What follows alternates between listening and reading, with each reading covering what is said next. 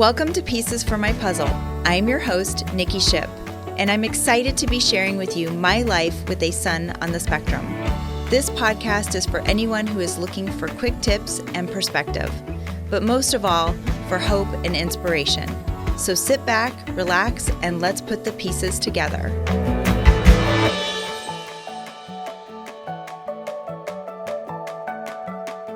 Hello and welcome back to another episode of Pieces for My Puzzle. I'm your host, Nikki Ship. Thank you so much for joining us today.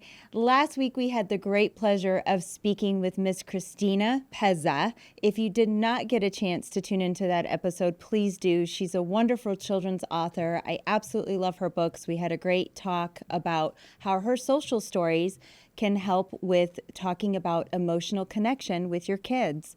So thanks again for Christina for being on the show. I really appreciate it. This week, I'm super excited to have another author on the show, T.L. McCoy.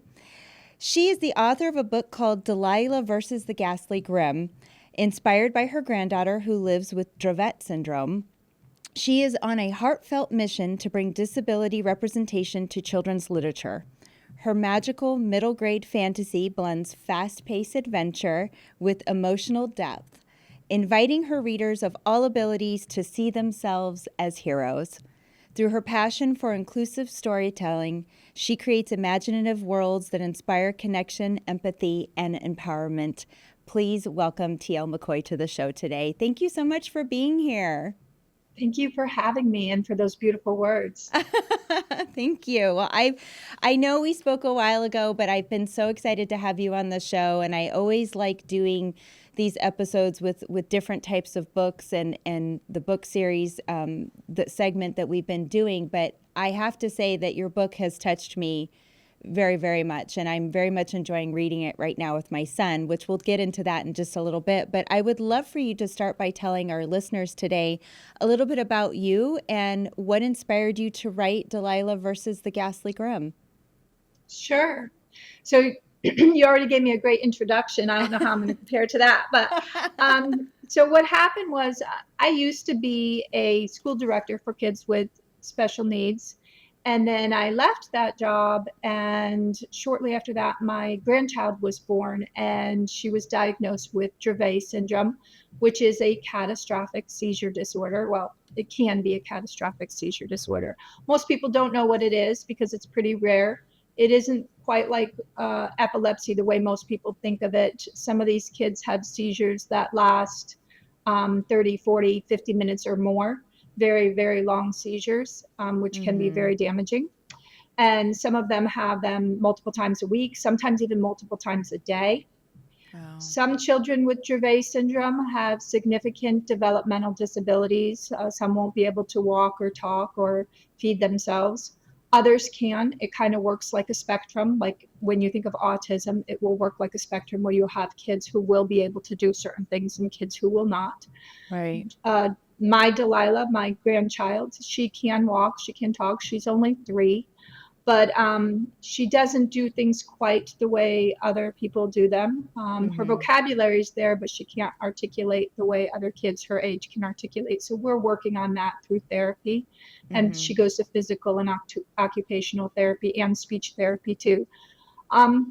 So what happened was I was in a program because I decided I wanted to write a book. I'm also a psych nurse. So I wanted to write a suspense thriller, and it was supposed to be an adult book. And I know, completely different. And so I sat down and I was writing some of it, and I came across this study while I was in the program about the fact that there really aren't very many books out there for kids with special needs. It was from the Cooperative Children's Book Center. Okay. And I didn't do a deep dive since then to see if the numbers have changed, but it was 3.4%, even though 1 in 6 children have been diagnosed with a disability. And for some reason, I just couldn't get it out of my mind. You know, when I thought about my grandchild and that there wouldn't be books out there for her or characters that she would be able to relate to. So I put the book that I started writing aside, and I started writing Delilah versus the Ghastly Grimm. So it was really written for her. That's so but sweet. Thank you. I think I've mentioned it. It feels like a calling because, you know, first I was a director for a school with disabilities. But then when I left that, I ended up having a grandchild with a disability. And then, we'll maybe talk about some dreams that I've had that also kind of tells me like, it feels like God, the universe, something's nudging me a certain way and I'm listening. So that's what's happening. Yeah, sometimes you can't ignore it when the signs are so apparent. It's like you get one sign and you go, okay, well, maybe. And then you're like, wait, this keeps coming up. Like there's something to this. And I know when we initially spoke together on the phone, I loved the fact that you were, so proactive. And we had that conversation about, your granddaughter is such a big inspiration for this story. And that I was also saying how it was rare. It's not often, I should say, that you hear a lot of grandparents being proactive also about creating awareness than just other parents, if that makes sense. And so I commend you for creating awareness in such a unique way too, because you're doing it through storytelling, which I think is just a beautiful thing. Thank you. I didn't actually know that. I didn't realize that it wasn't as common for grandparents. When my daughter, she took a position around Orlando, she lives in Lake Mary. When she took that position, it was like a no-brainer to me that we would pack up and move to be there and help her because she has a child with special needs. So we need to be there to support her as a family. But then when I'm hearing more and more of what you're saying, where a lot of people don't have that kind of support, the parents out there don't have that kind of support. Yeah. And so I think we need to find ways to give them support. Yes. This show is support in and of itself because it's going to lead to resources for them. Yes. But also like social media, they have social media groups that could be supportive if you don't have family members close by. So that's kind of sad, that some are, doing it alone because it's a tough job being a parent of a special needs child. I always say anybody who's a caregiver to a special needs child, they don't really get time off. There's no time off. No, never. I don't even know what that means. Yeah, I'm like, I don't even know what that means. Yeah, there's never time off. And then you have people like you who fight, they advocate, and they're like out there every day. It's not even just caretaking. It's also you've taken on a mission yourself. Yeah. Yeah. And I do. It's interesting you say that because I think it just came naturally. I never thought anything about it. And just like you were mentioning, there's lots of conversations I've had with parents that I didn't realize certain things until like I thought it was just me. Like, oh, or I just second nature to go ahead and jump in and start doing these things. And, we've been very proactive. We've been very, very lucky that we got through our grief period to become proactive parents for our son, my husband and I both. But what's interesting is I do talk to parents that do have, there's fear. It's scary. You're not sure what to do. And they stay sometimes in that state of fear. And I didn't realize, like, I just thought it was second nature to like, okay, we're just going to move on. And now we got to start looking for the therapies. And you just kind of enter this mindset. But not everybody has that mindset. And I feel like people need to be encouraged, especially parents. They need to be encouraged and to feel like they can do this because it does feel daunting. You need to know that you can do this and that you can do this because you love your child and you love your family. And I think that you really bring out such an amazing component of that, like I said, as a grandparent, because it's rare. We are lucky too. Our parents, my parents are highly, highly supportive. But in the beginning, they had a lot of questions, which was, to me, I thought was normal, But I've talked to lots of people that their parents have no questions or they dismiss it thinking they'll just outgrow it. I've heard that so many.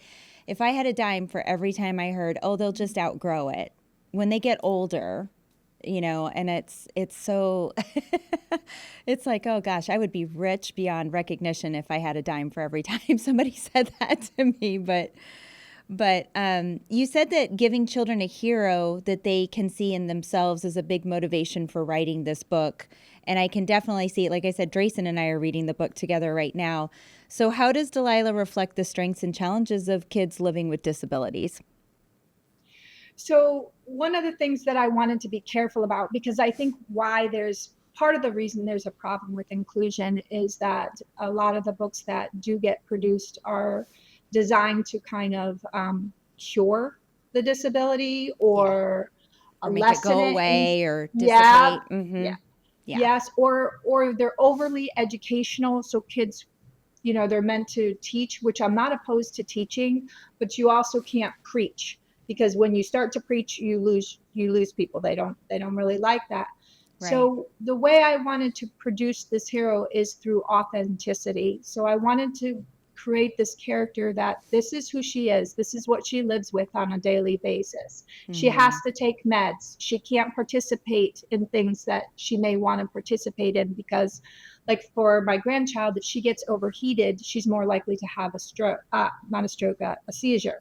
Uh-huh. So if she gets overheated, she might have a seizure. So she has to be careful as to what she can do, especially on hot days. Like we have cooling vests and things like that. So Mm-hmm. I wanted to present Delilah in an authentic way, but I also wanted her to be able to have a journey and have an adventure and excitement, because these kids deserve to have that. Mm-hmm. They every day they're really the heroes. They're the ones going to therapy. They're the ones going through not being able-bodied, and I don't even like that term, to be honest with you, but they're the ones living with whatever their diagnosis is. And I don't think it's not necessarily a label, but it's something that is a part of them. And so it does make their lives more complicated. And that's what I wanted to portray in the story, and how I believe that she's a hero because she's living with this and yet she's pushing forward. And then she's put in these extraordinary situations where, and this is what I really truly believe, these kids develop such strength from Mm-hmm. what they're going through that she's able to tap into that strength and that power that she's developed through her disability and overcome this great evil in this fantasy world. Yeah. Yeah. I love the adventure part of it. I do. I love the adventure part of it. And it's really funny because when I first got the book, I, just put it on the table.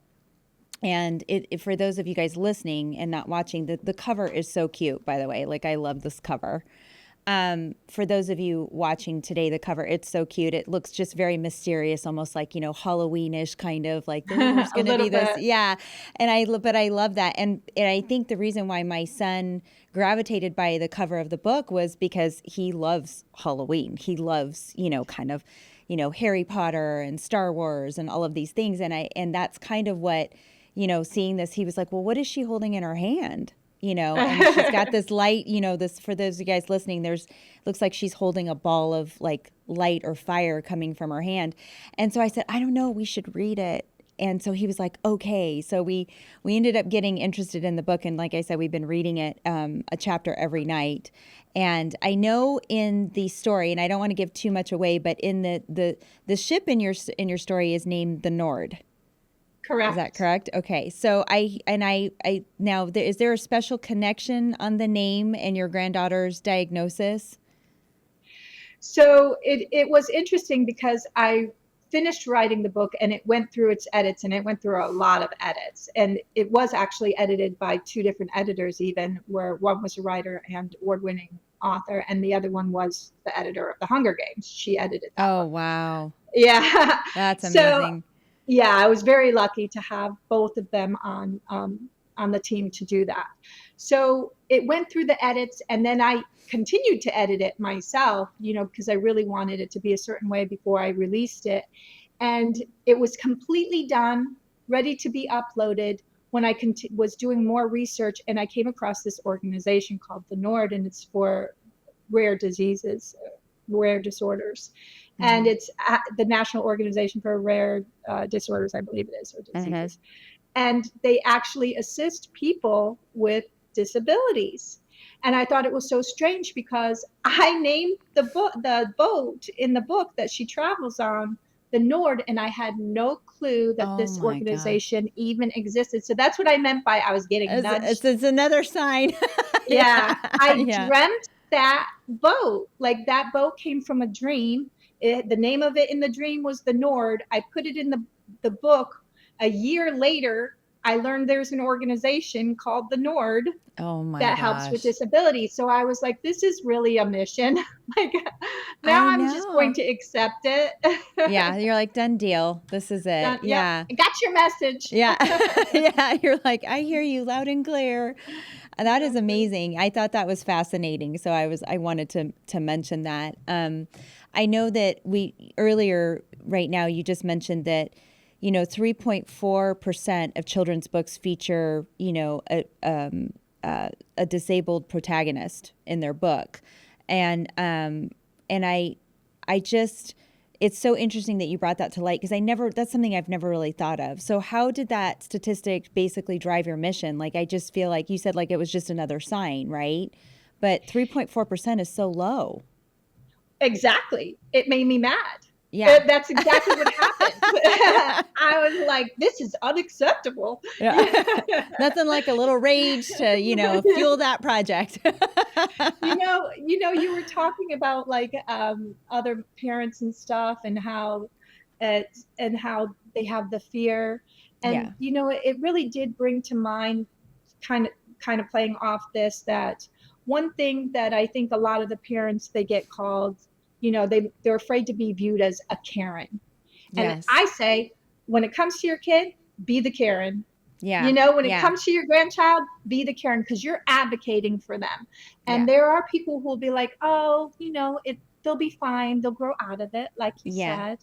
Or, oh, there's enough out there. Don't worry about it. The kids will be Mm-hmm. fine with what's out there. No, I'm Yeah. sorry, but we need to do better for them. They deserve it. They deserve to Yeah. have just as much out there for them as other children. And then, so that's really what that statistic did. It kind of just enraged me. Well, like I I said, wrote a whole book because I was mad. I know, it's like nothing like a little inner rage to, like, it's amazing what beautiful things come out of that rage sometimes, right? But I think, when I say that about, parents that are fearful and stuff too, like I've said this before on previous episodes, it's not a dig. It's really not. My heart breaks for them because I feel like they have to get out of their own way in order to help their children. And that's exactly why I started this podcast, was to encourage, families to feel, to have the courage to take some of these steps, because it is. I mean, I think even you writing this book is such a courageous act because you're putting it out there in a way that's creative, but yet you're really honing in on the heart of the issue, and helping kids to also see the hero in themselves still is, and for any child, I think, is so unbelievably important. And I agree with you. I didn't view it as a dig at all. I think what you're trying to say is, like, it's okay to Yeah. really do those things. And that, I think we all feel the fear of it. I'm Yeah. afraid with this because when you're a writer and you write a book like this, you're very vulnerable to Yes. criticisms, so I have my fears too. Oh I yeah, have of fears of course. the things that people are going to misunderstand something. And I have had some criticisms that really dug deep, so it is hard, and you do Yeah. feel afraid of those things. But in the end, you have to consider, like, is it worth it to push forward? And I think that it is, especially when we're advocating for kids who can't necessarily advocate for themselves. Absolutely. Yeah, no, I agree. And I think that that's what got me past my own fear, because I tell people, like, this is what you see is the kind of the end product. No one got to see, a lot of people didn't see the messiness behind the scenes. A lot of people didn't see, and still, even, it's emotional. I mean, there's days where, yeah, I just, yeah, sure, I want to go and sit in the corner and huddle up in the fetal position and rock myself and cry myself to sleep, because the day has been hard. And I think that that's a normal human response, but I just choose not to stay in it. And I think once I finally started snapping out of it, and again, a lot of anger, rage, so to speak, probably is what fueled me to fight a little bit more for Drayson too, because I just didn't want to feel that way. I was like, and I didn't like the fact that it was so hard for my son. I didn't, so all of a sudden I became unafraid in certain aspects because I was angry. So I kind of maybe I did let my anger take over a little bit more than I care to admit. But I think that that's really what was a driving force for me, because I knew I had a choice. I could either sit there and do nothing or start invoking action and finding resources for him and things for him to do besides just therapies, besides just the standard therapies, you know. So but I love that you're bringing to light that this is an underserved character, you know, identifying people with disabilities in books. We don't see that a lot in these types of books at all. And I think that you bring up a really interesting point with that. Why do you think disability representation in children's literature is still so rare? And what steps do you think that need to be taken to change that? I think it's rare for a variety of reasons. One is a problem with authenticity. So some people with disabilities won't be able to write the books for themselves. And so it's left to like the caretakers, and they might miss the mark because we're not experiencing the same thing as somebody who is going through it. Yeah. Or it is also because of the gatekeepers, to be honest with you. So there are the big five companies that kind of control the what's out there on the market. I would say they control a vast majority of it, and they are the gatekeepers. So it can come down to money because it's more of a niche. And so if they don't believe that it would be profitable, it could be a reason not to choose those particular books to put on the market. I mean, that's just reality. I think that it depends on how the book is written too. Like when I wrote this book, I specifically wrote it so that it is not overshadowed, like with a mission to preach to somebody. Rather, it's just made part of this person's character. You know, and I think that is really essential too, because people don't want to be preached to. I think we've had a bit of a backlash for what's been going on in society with that. So there could be a variety of reasons why there just aren't enough books on the market for kids with disabilities. But my hope is through making Delilah versus the Ghastly Grimm, as well as starting my own company, Blue Round Book Group, which hopefully as it continues to grow, my goal with it is to not just be inclusive for people with disabilities, but to be more representative in general, to get books out there that are more representative in general. So that is my hope for that. But I think that's what's happening right now. Is it's a problem with authenticity. It's a problem with gatekeepers. It's a problem in tropes. You know, like I said earlier, that, you know, some of these books, they try to cure the disability. You know, those things just aren't going to work. So that could be one of the reasons why we have so few on the market for kids, and hopefully we can remedy that. Yeah, absolutely. I agree. And I think that it's very much needed. I think the more awareness that we can create in any fashion is so important, especially for, you know, this population of kids that we're talking about. You know, it's important. And I think it's important even for families and adults too. I mean, reading this book with Drayson has been so great. I've thoroughly enjoyed it. So what we've been doing is taking turns at night reading to each other. So I'll read a few pages and then he reads a few pages. And then we talk about, you know, Delilah, and it's been absolutely a great way for us to connect as well. So thank you for giving me something else or finding another way for me to connect with my child. I really, really, really do appreciate that. Thank you so much. Speaking from my own personal testimony, yeah. But before we close today, is there any final message or takeaway that you'd like to share with parents or young readers or anyone listening who feels inspired by your story?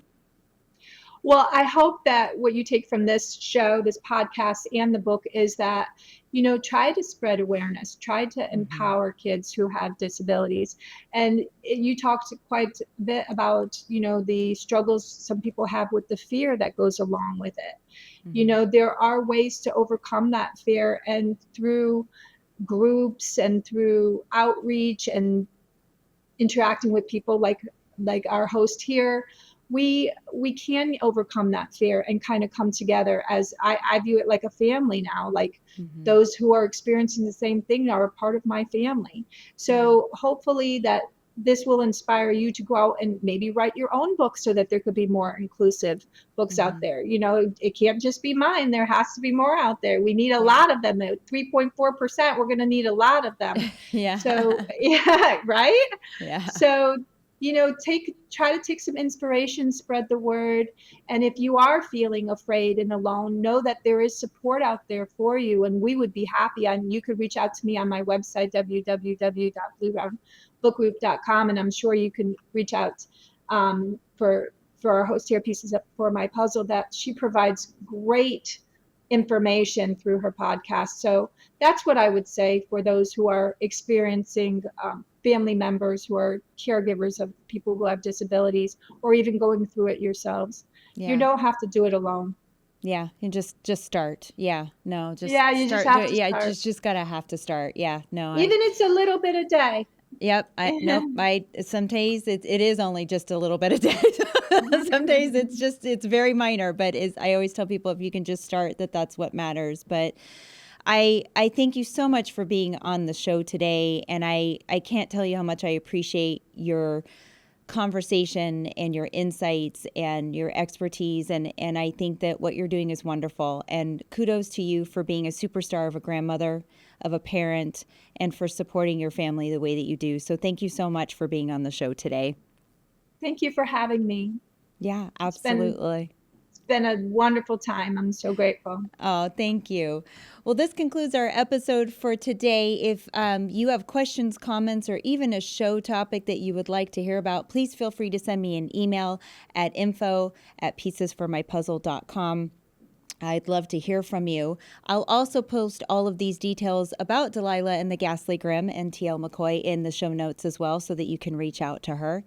Don't forget to like and follow us on Facebook and Instagram if you haven't done so already, and feel free to subscribe to our YouTube channel as well. If you like what you're hearing, please spread the word so we can continue to empower autism families and any families with disabilities. I really would appreciate that, and feel free to give us a good rating on your preferred podcast platform of choice. Thanks again for tuning in, and until next time, keep working on your puzzle, and remember, you don't have to have it all solved in a day. Take care.